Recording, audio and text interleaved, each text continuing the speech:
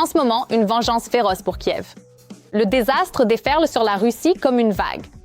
Le moment de la défaite ennemie a été filmé. Une aide puissante de la Norvège. Des armes tant attendues qui vont tout changer. Désormais, encore plus de drones russes sont abattus. Pendant ce temps, la région de Leningrad commence à ressembler à une zone de front. Les autorités indiquent clairement que les plaintes sur les restrictions Internet ne sont qu'un début. Des mesures bien plus dures pourraient suivre. Les sanctions contre la Russie reviennent avec une force nouvelle. Poutine peut oublier la vente de pétrole. Plus personne n'en a besoin. Le monde entier observe de près. Analysons ce qui se passe en ce moment. Bonjour, ici Ukraine Today. Maria Parafonova avec les dernières nouvelles.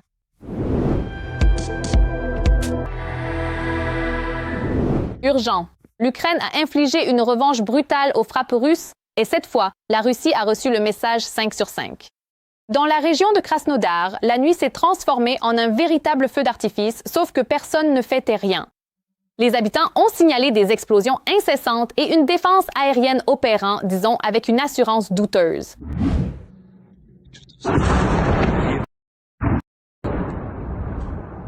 L'infrastructure pétrolière du kraï de Krasnodar, en Fédération de Russie, était le point d'attaque principal.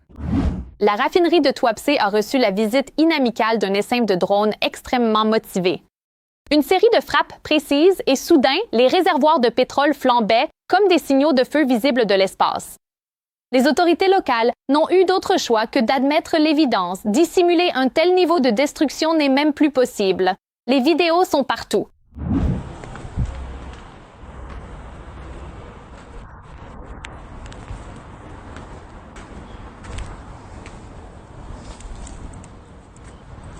Et comme le veut désormais la tradition, la fuite d'informations est venue directement de l'intérieur de la Russie.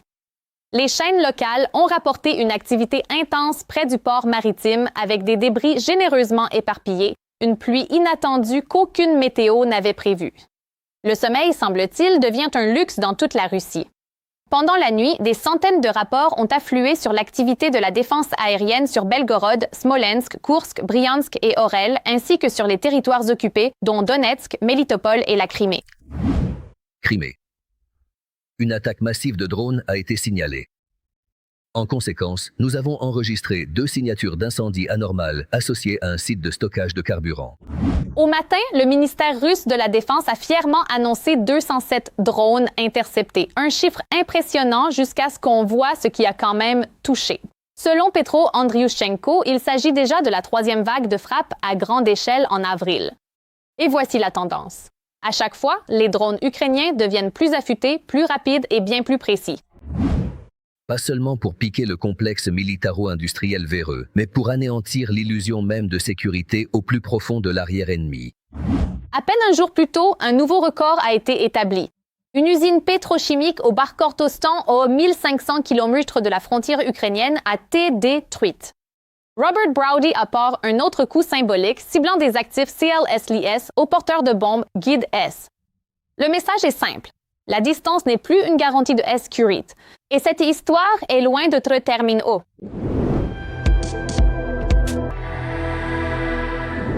La Norvège entre en jeu avec une solution Plutsl Gant, un chasseur de drones pour l'Ukraine. La société Kongsberg Defense and Aerospace a développé un module de combat connu pour traquer et éliminer les menaces aériennes, monté sur la plateforme Blind ukrainienne Ingwar 3. Le système repose sur la plateforme d'armement EWA distance Cross et équipe de capteurs électro-optiques et infrarouges sur un MHT télescopique. En termes simples, il voit loin, erre, agit vite et laisse terrestre peu de chance aux drones de s'échapper. Ses cibles principales sont les drones Shahed et Geran, les outils MMS sur lesquels la Russie s'est lourdement appuyée. Les tests sont terminés S et la livraison est PRVue bien T, ce qui signifie que le ciel est sur le point de devenir encore plus dangereux, mais pas pour l'Ukraine.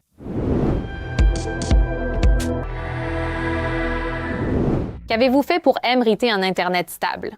C'est la question qui vient désormais des responsables russes. Le gouverneur de la région de Leningrad la déclare zone de front et a dit au Sidan d'arrêter de se plaindre. Lors d'un rapport au législateur, Alexander Drozdenko a critiqué les citoyens M comptant des pannes d'Internet, suggérant qu'ils vivent dans des conditions de serre et ne contribuent en rien à la victoire.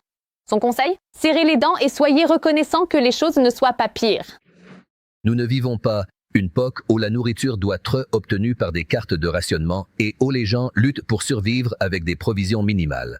Nous vivons dans des conditions relativement confortables et quand quelqu'un soulève la question de l'accès à Internet, ayez le courage de lui demander « Oaz, qu'avez-vous fait pour rapprocher la victoire afin d'avoir un Internet stable ?» Rare. Selon lui, 243 drones ont été abattus au-dessus de la région au cours du seul premier trimestre.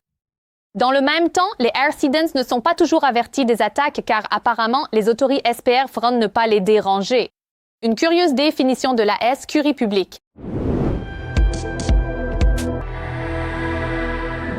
Et maintenant, retour hors l'économie. Les sanctions sur le pétrole russe font un retour fracassant. Le TR nord-américain a confirmé qu'il ne prolongerait pas la licence autorisant les ventes de pétrole russe au-delà du 11 avril.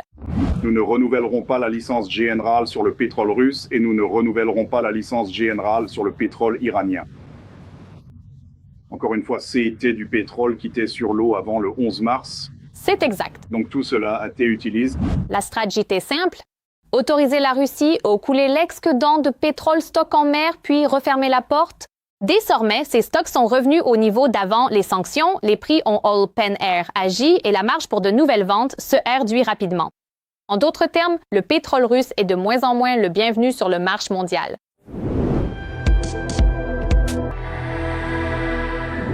Un jackpot géopolitique pour Kiev. La victoire de Peter Magyar en Hongrie devient un puissant moteur pour l'Ukraine. La fin du chantage, le déblocage de milliards d'aides et un retour de Budapest vers l'Union européenne. La chute de Viktor Orban brise l'axe pro-russe en Europe. L'Ukraine a une chance de percée diplomatique alors que Moscou perd un allié clé. L'Ukraine renforce sa position et passe à un nouveau niveau de jeu. Plus de détails dans notre reportage. Une déroute politique au cœur de l'Europe, que ni Donald Trump ni Vladimir Poutine n'ont pu sauver. L'ère du monde russe en Hongrie avec Viktor Orban à sa tête est désormais révolue. Après 16 ans de contrôle de fer, le pays prend un virage serré et entre dans une phase de changement turbo.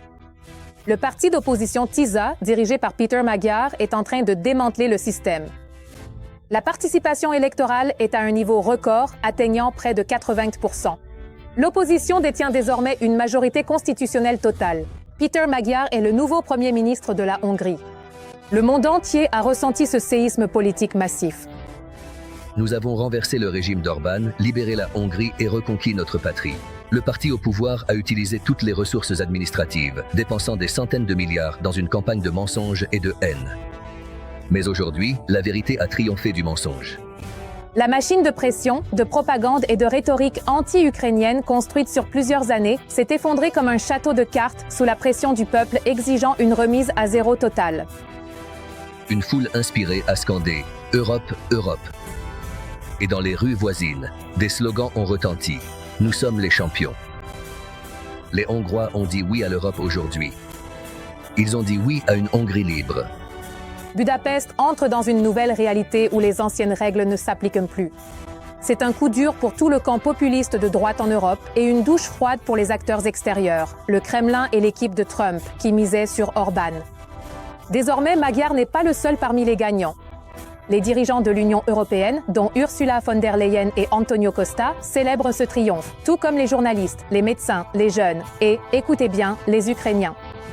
Pour l'Ukraine, c'est une lueur d'espoir qui perce l'obscurité. Les vétos hongrois pourraient commencer à fondre et les relations pourraient en sortir d'une impasse toxique. Magyar est désireux de dialoguer avec Bruxelles, ce qui pourrait totalement réinitialiser la politique hongroise. Magyar veut de bonnes relations avec Bruxelles et débloquera probablement le prêt. Mais pour Zelensky, c'est une victoire douce amère car le nouveau Premier ministre a déclaré s'opposer à l'envoi d'armes ou d'argent hongrois à Kiev et est également contre l'adhésion rapide de l'Ukraine à l'Union européenne. Magyar a promis de soumettre toute cette question à un référendum. Mais l'impossible s'est produit. Les premières déclarations du vainqueur bouleversent le champ de l'information. Peter Magyar est prêt à parler à Poutine.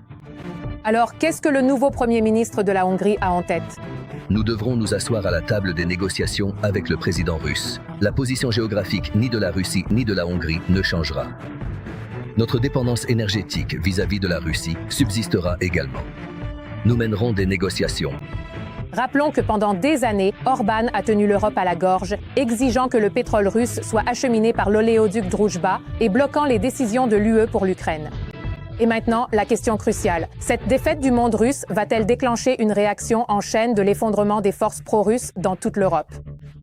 Mais il y a aussi une nouvelle positive explosive pour l'Ukraine. Magyar a déclaré directement que le chantage était terminé. La Hongrie est prête à débloquer un programme d'aide massif pour Kiev d'une valeur de 90 milliards d'euros. Bruxelles et Londres sont déjà dans les starting blocks. Les premiers fonds pourraient arriver très bientôt. Cette décision a déjà été prise en décembre à Bruxelles. Je ne comprends donc pas pourquoi elle devrait être modifiée. Je comprends que la position de Viktor Orbán change constamment, car au début, il l'a accepté, la reconnaissance de dette, puis il l'a rejetée. Et c'est la même chose pour l'adhésion de l'Ukraine à l'UE. En 2022, il a dit à Ursula von der Leyen que l'Ukraine devrait rejoindre l'UE immédiatement, puis il s'y est opposé. Nous essaierons d'être cohérents et honnêtes dans notre communication et de ne pas changer de décision tous les 6 mois. Et un autre signal fort, le futur dirigeant a clairement déclaré que l'Ukraine est victime d'une agression et que personne n'a le droit de lui dicter ses conditions. Personne ne devrait dire à l'Ukraine à quelles conditions elle doit faire la paix ou signer un traité de paix. Nous ne pouvons pas exiger d'un pays qu'il renonce à son territoire. S'ils font cela, ils seront considérés comme des traîtres. Volodymyr Zelensky a réagi à la vitesse de l'éclair. Des félicitations personnelles et un signal que l'Ukraine est prête à relancer les relations dès maintenant.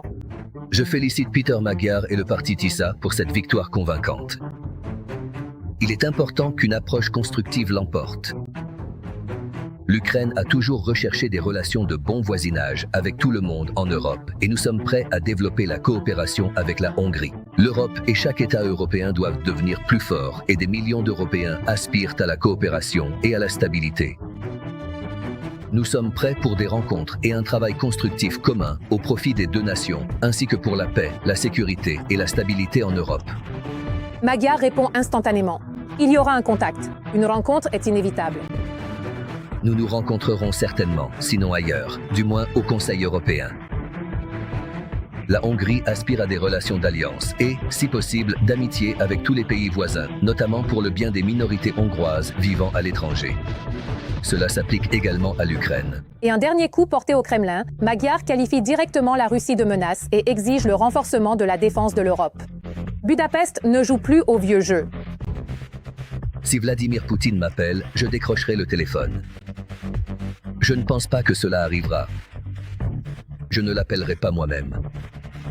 Mais si nous parlons, je peux lui demander d'arrêter les tueries maintenant, après 4 ans, et de mettre fin à cette guerre, qui n'a aucun sens de leur point de vue, alors que des dizaines de milliers de Russes ont perdu la vie. Le Kremlin est en pleine hystérie. Réalisant la perte d'un allié clé, Dmitri Peskov s'est offusqué et a refusé même de féliciter le vainqueur, qualifiant la Hongrie de pays inamical. Le Kremlin ne félicitera pas Magyar pour sa victoire aux élections législatives en Hongrie. C'est un pays inamical. Moscou n'a jamais été l'ami d'Orbán. Le plus drôle dans ces déclarations, c'est que le Kremlin n'aurait soi-disant jamais été l'ami d'Orbán. Les médias, bien sûr, ont déjà trouvé des photos où Vladimir Poutine et Viktor Orbán ressemblent à tout, sauf à des ennemis. Et les élections elles-mêmes ont été de l'adrénaline pure. À 11h du matin, le 12 avril, la participation avait battu tous les records à près de 40%. File d'attente, excitation, des millions de gens se ruant pour voter. La Hongrie n'avait rien vu de tel depuis le changement de régime, et c'est cette explosion d'énergie populaire qui a balayé tous les complots du pouvoir. La campagne d'Orbán était un concentré de peur et de manipulation, un contrôle total de la télé, des crises d'hystérie sur les saboteurs ukrainiens et le méchant Bruxelles, du découpage électoral et des méthodes sales. Mais même cela n'a pas sauvé le système. Sous la pression d'une menace réelle de perdre le pouvoir, Viktor Orbán a lancé la campagne rhétorique la plus radicale de l'histoire moderne des élections hongroises. Dans ses discours, le Premier ministre, dont les arguments sont diffusés par les médias d'État, cherche à convaincre les électeurs que la Hongrie est entourée de pays inamicaux. L'opposition agirait dans l'intérêt de Bruxelles et de Kiev, est en train d'entraîner la Hongrie dans la guerre russo-ukrainienne, et ne verrait donc comme seule issue à la situation politique et économique difficile que la tactique de la forteresse assiégée. Dans ce contexte, Magyar a fait irruption comme un ouragan politique. Il a publiquement dénoncé la vie luxueuse des fonctionnaires, pointé du doigt leurs yachts et la corruption, et promis de sortir le pays de la crise et de récupérer les fonds de l'Union européenne. Et le peuple l'a cru. Peter Magyar propose la vision d'un pays où la politique ne signifie pas la peur et le chantage. Au lieu de cela, il parle de paix, de tranquillité et de sécurité pour tous, en soulignant l'importance de ces valeurs dans la société. Il note que l'économie hongroise est au point mort et dans une impasse, sans aucune perspective claire. Il accuse aussi Orbán et ses alliés d'enrichissement personnel, affirmant que les fonds publics ont été détournés vers des yachts privés et des fonds d'investissement via des marchés publics opaques. Le programme TISA promet de rétablir et d'augmenter les financements de l'Union européenne, de soutenir les petites entreprises et les start-up innovantes et d'attirer des investissements de haute technologie, créant ainsi de nouveaux emplois pour les Hongrois. Et voici le résultat, le système concret du monde russe s'est effondré. Magyar a surpassé la vieille élite sur son propre terrain, a brisé la censure, écrasé la propagande et arraché le pays des griffes de la mafia politique. Le peuple a gagné. La Hongrie revient rapidement dans l'orbite européenne. L'industrie de la défense ukrainienne ne se contente plus de croître, elle se transforme. Ce que nous voyons maintenant n'est pas une simple production, mais un réseau mondial en action. Des co-entreprises avec de grandes sociétés internationales réunissent technologie, expertise et ressources en un seul système puissant. Le résultat? Des solutions plus rapides sur le champ de bataille, des armes de meilleure qualité et un bond en avant sérieux en termes de capacité. Kiev n'est plus seulement un bénéficiaire, elle devient un acteur à part entière sur le marché mondial de la défense. Et si ce rythme se poursuit, le monde pourrait bientôt voir l'Ukraine non plus seulement comme un champ de bataille, mais comme un pôle d'innovation. Tous les détails à suivre. Un drone rôdeur fonce sur le véhicule sans pilote, mais l'opérateur évite l'impact. Le drone explose près et, en mode F1, il fonce devant. Ce sont des histoires qui nous inspirent à faire mieux et plus encore. Maxime Vassilychenko et ses collègues reçoivent de telles vidéos des combattants du front presque chaque jour. Ce sont les véhicules terrestres sans pilote que fabrique leur entreprise qui soit éliminent l'ennemi, soit, à l'inverse, sauvent la vie des défenseurs ukrainiens. Quand on ramène un soldat blessé et des choses comme ça, c'est très difficile à transmettre à travers un écran. Il n'y a jamais trop de véhicules terrestres ou de drones au front, admet le Conseil de l'armement ukrainien. L'intensité des combats augmente, tout comme les dépenses de défense. À cause des nouvelles guerres dans le monde, il devient plus difficile pour notre État d'acheter des armes étrangères. La solution est donc d'en fabriquer davantage en Ukraine. Mais la production manque souvent d'argent ou de personnel, sans compter les attaques russes constantes. L'État et les entreprises ont donc fini par trouver une issue, augmenter la production hors d'Ukraine. Nous avons quelque chose à vendre, quelque chose à proposer. Les fabricants ukrainiens peuvent aujourd'hui parler en termes d'équipements détruits ou d'effectifs, et c'est un atout majeur face aux partenaires. C'est ainsi qu'est né le programme Construire avec l'Ukraine. Il s'agit d'une production d'armes conjointes avec des partenaires lancés l'an dernier et qui suscite déjà un intérêt considérable. Surtout, aucun des partenaires ne travaille avec la Russie et la plupart des entreprises ont une vaste expérience dans la défense. Le Conseil de l'armement ukrainien souligne que le coût de cette production à l'étranger est couvert par les alliés européens, qui y voient un investissement pour leur économie et leur sécurité. Grâce au mécanisme Construire avec l'Ukraine, nous pouvons injecter environ 1 milliard à 1,5 milliard de dollars dans notre industrie de défense. Deuxièmement, ce sont des accords à long terme pour la production conjointe d'armes et d'équipements militaires. Nous intégrons donc nos produits et nos connaissances dans la structure globale de l'industrie de défense européenne. En même temps, aujourd'hui, absolument tout ce qui est produit via le programme Construire avec l'Ukraine va spécifiquement aux forces armées. Pour les fabricants ukrainiens, ce programme permet de tisser des liens en Europe et d'assurer la sécurité de production et la diversification.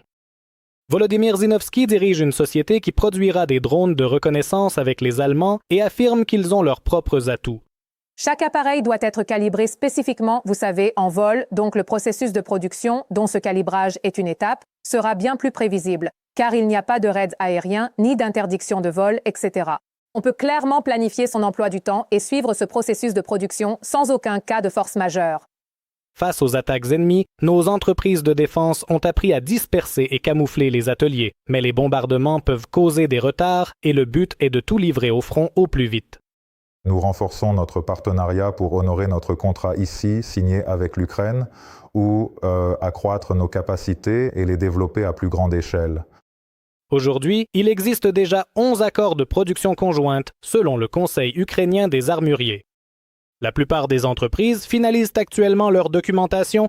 Une seule a déjà livré des drones sur le front, des engins aux racines allemandes, mais au cœur ukrainien. La coentreprise fabrique des drones sous licence et utilise principalement des composants fabriqués en Ukraine. Et la technologie elle-même reste la propriété de notre État. Ainsi, l'Ukraine reçoit plus de moyens techniques pour contrer l'agression russe, tandis que l'Allemagne investit dans une industrie de drones stratégiquement bâtie sur l'expérience ukrainienne. Pour les partenaires, c'est une expérience qui a été forgée sur le champ de bataille. L'évolution technologique rapide, la réponse aux défis et le déploiement accéléré de la production diffèrent du modèle habituel des fabricants d'armes mondiaux. D'un autre côté, ils peuvent aussi offrir à l'Ukraine des technologies modernes pour créer de nouveaux armements auxquels l'ennemi ne pourra pas répondre. L'avenir du complexe de défense ukrainien réside sans aucun doute dans son intégration à l'écosystème de défense mondial. Et ce genre d'entreprise aide à créer des relations à long terme entre les fabricants ukrainiens et européens. La plupart des coentreprises prévoient de livrer les premiers drones aériens et terrestres du programme de construction avec l'Ukraine cet été. Et d'ici la fin de l'année, des milliers d'unités seront envoyées sur le front chaque mois. Le Conseil ukrainien des armuriers espère que le programme pourra être étendu pour atteindre non pas des dizaines, mais au moins 100 sites de production conjointe. Alexandre Romaniuk, Alexandre Chian, TSN, 1+1, Marathon, United News. Depuis le début de l'invasion russe en Ukraine, le pays perd environ 32,5 milliards de dollars chaque année à cause des sanctions occidentales. Moscou a dû dépenser des sommes énormes pour contourner les restrictions et acheter des biens essentiels, des composants et des technologies à prix d'or. Le renseignement letton a publié un rapport révélant l'impact réel des sanctions sur l'économie de l'État agresseur. Plus de détails dans le rapport. Les sanctions causent des dommages importants au Kremlin, a déclaré le Bureau de protection de la Constitution de Lettonie. Ils ont publié un rapport intitulé « Pertes infligées à la Russie par les sanctions occidentales ». En comparant les chiffres de 2021 et 2025, les analystes notent une chute des exportations russes dans des secteurs clés. Le minerai de fer a chuté de 40%, le bois de moitié, la chimie de plus d'un tiers et les métaux ferreux de 20%. Chaque année, Moscou perd au moins 32,5 milliards de dollars à cause des sanctions. Les analystes prévoient que le commerce extérieur russe diminuera de 175,5 milliards d'ici 2030, dont 136 dus aux restrictions. Les sanctions ont un impact, et si l'on parle de l'avenir, elles pèseront lourdement sur le développement de l'économie russe. Les sanctions sont le moyen par lequel nous pouvons affaiblir les capacités économiques de la Russie et ainsi réduire la menace qu'elle fait peser sur les pays occidentaux. Egil Svidris, chef du Bureau de protection de la Constitution. Quand on parle de ces marchés immenses où la Fédération de Russie était présente, surtout le marché européen, le marché, disons, du Moyen-Orient et même, à ce jour, la Russie l'a pratiquement perdu en totalité.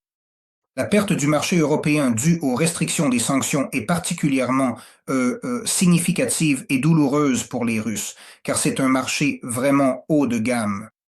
Comme le note le renseignement letton, les informations sur l'état de l'économie en Russie même reposent sur la propagande officielle, et le dictateur russe lui-même ignore probablement la situation réelle de son pays, concluent les analystes, tout comme il ignore, ou préfère ignorer, l'état des choses au front.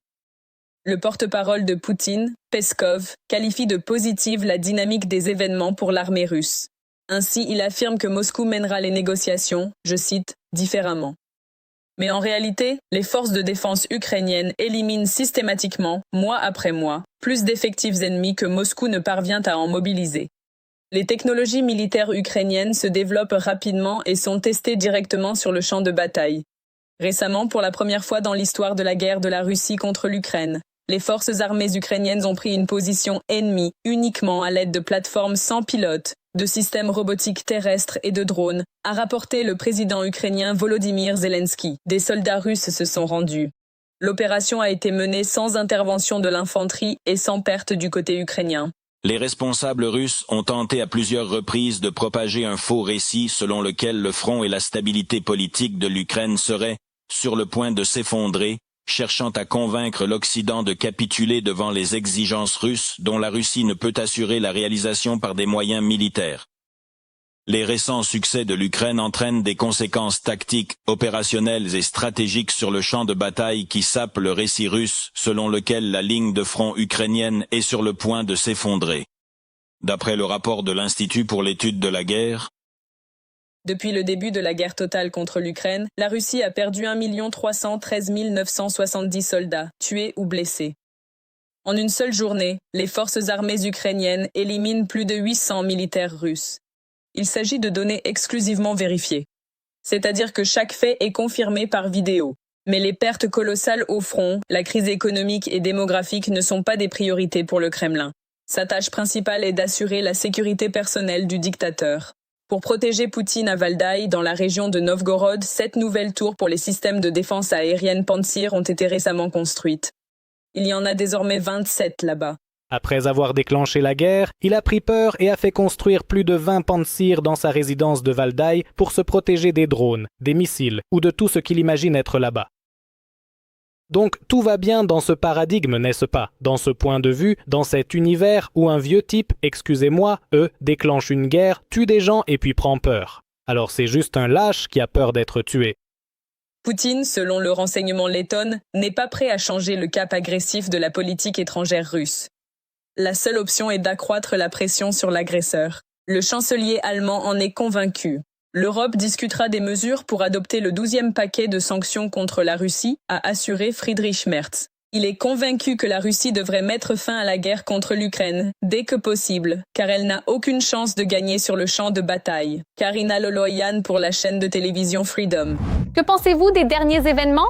Partagez votre opinion dans les commentaires, aimez la vidéo et abonnez-vous pour rester informé des principaux titres.